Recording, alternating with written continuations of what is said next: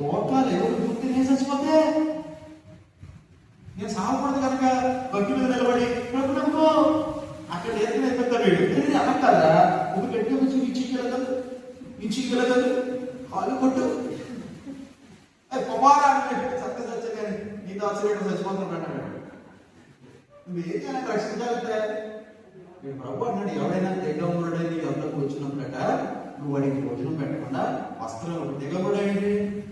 బట్టలు లేకుండా వచ్చాడు అయ్యా చల్లేత్తం బయట ఆకలేత్తం చల్లేసేత్తం ఇంటికి వచ్చి తప్పు పడితే నువ్వేం చేయాలి ముందు ఏం చేయాలి ఒక వస్త్రం ఇచ్చి ముందే భోజనం పెట్టి ఆడినప్పుడు ప్రభు ప్రేమ ప్రకటించాలి నువ్వు చెప్పకపోయినా తెలిసిపోతుంది ఉన్న ప్రభు ప్రేమ నువ్వు అలా చేయకుండా పని వాళ్ళడా అట్లా కూడా లేకుండా ఎలా వచ్చావు నువ్వు ఇదే ఏదైనా పని చేసుకుంటే బాగుంటుంది కదా ఇప్పటికైనా పోయిందేమీ లేదు యేసుక్రీస్తునముగా